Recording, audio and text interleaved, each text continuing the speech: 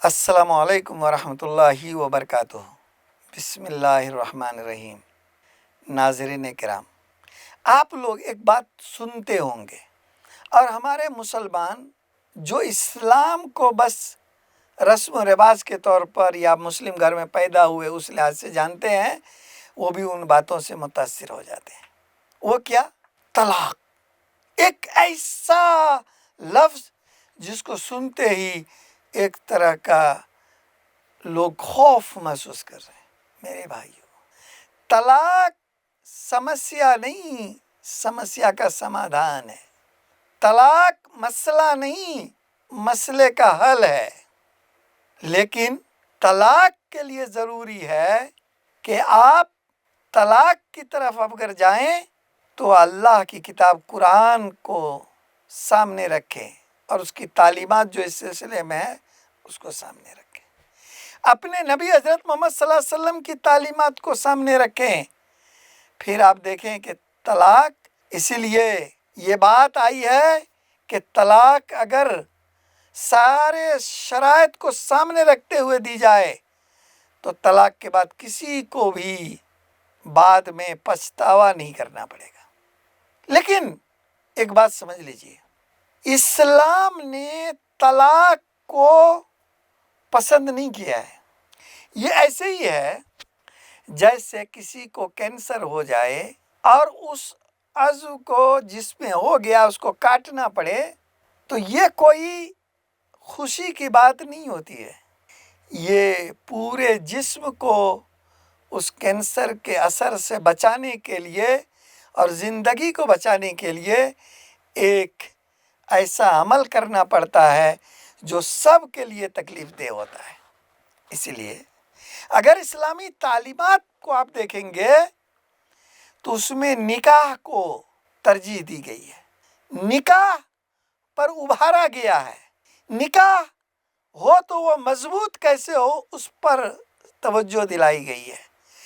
لیکن انسانی سماج اور انسانی نیچر ایسا ہے کہ کبھی کبھار حالات ویسے ہی نہیں رہتے ہیں جیسے ہم چاہتے ہیں، تو اس وقت جو آپس میں سب سے نزدیک کا اگر کوئی تعلق ہوتا ہے تو وہ میاں بیوی کا ہے، جو ایک ہی بستر پر سوتے ہیں، جو ایک ساتھ رہتے ہیں، جو ایسے اوقات میں جب ان کے درمیان تعلقات خراب ہو جائیں تو اس کو سدھارا نہ جائے تو بڑے خطرناک نتائج لا سکتے ہیں۔ میں نے ابھی ایک ریسرچ دیکھا کہ نیپال میں 400 سے زائد بیویوں کو اس کے شوہر نے قتل کر دیا، اور 150 سے زائد شوہروں کو ان کی بیویوں نے قتل کر دیا۔ یہ عجیب سی بات ہے۔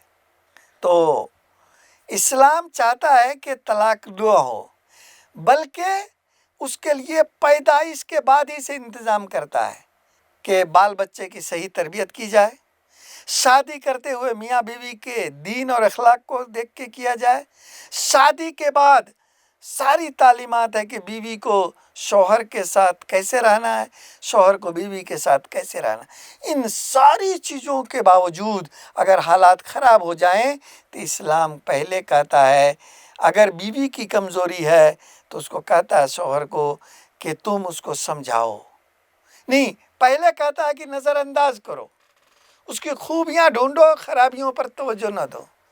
دوسرے نمبر پہ کہتا ہے کہ اس کو کیا کہتے ہیں کہ سمجھاؤ۔ تیسرے نمبر پہ کہتا ہے کہ بستر الگ کر لو۔ چوتھے نمبر پہ کہتا ہے کہ اس کی تھوڑی تادیب کرو۔ اگر اس سے مسئلہ حل نہیں ہوا تو بستر الگ کرو۔ اس سے مسئلہ حل نہیں ہوا تو 2 لوگ شوہر کی طرف سے، 2 لوگ بیوی کی طرف سے رکھ کر کے مسئلے کو حل کرو۔ اگر اس میں حل ہو جائے اور زیادہ چانس ہے کہ سارے لوگ مخلص ہوں تو مسئلہ حل ہو جائے گا۔ قرآن کہتا ہے اتنے اسٹیپس کے بعد بھی مسئلہ حل نہ ہو تو اسلام کہتا ہے کہ ایک طہر میں ایک طلاق دو، پھر 1 مہینہ انتظار کرو، اگر مسائل حل ہو جائیں میاں بیوی مل جاؤ، اگر نہیں حل ہوا تو 1 طہر اور انتظار کرو، اگر حل ہو گیا تو مل جاؤ، حل نہیں ہوا تو ایک طہر اور انتظار کرو، اور اگر تیسرے طہر میں بھی نہیں حل ہوا اور عدت ختم ہو گئی تو دونوں میاں بیوی اب الگ ہو جائیں گے۔ بیوی چاہے تو اپنے لحاظ سے شادی کر لے، شوہر چاہے تو اپنے لحاظ سے شادی کر لے، لیکن اگر اس کے بعد بھی دونوں میاں بیوی اگر ایک ہی طلاق دیے ہوئے ہیں یا دوسرے طور میں 2 طلاق دیے ہوئے ہیں اور عدت ختم ہو گئی ہے تو دونوں میں جدائی تو ہو جائے گی، لیکن ملنے کی جگہ باقی رہے گی، نئے نکاح کے ساتھ دونوں مل جائیں گے۔ لیکن اب بتائیے کہ اتنے حالات جس کے خراب ہو گئے ہوں، آپ ان کو ساتھ رکھیں گے تو کیا ہوگا؟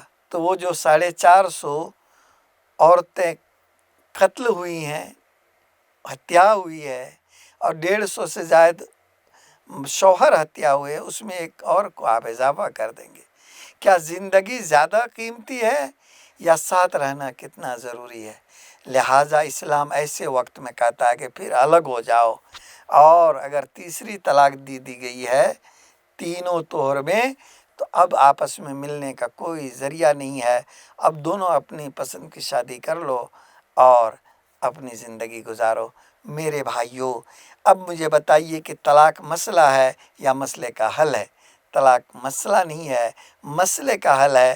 یہ ایک تو ان پڑھ لوگ نہیں سمجھتے ہیں، ہمارے علماء کرام بھی مسلکی علماء ہونے کی وجہ سے وہ بجائے اس کے کہ قرآن کی ان تعلیمات کو عام کریں، وہ 1 طلاق 3 طلاق ایک وقت میں ہوئی یا نہیں ہوئی، 1 ہوئی کہ 3 ہوئی، ان جھگڑوں کی وجہ سے لوگوں میں بالکل طلاق کے بارے میں غلط چیزیں پھیلاتے ہیں۔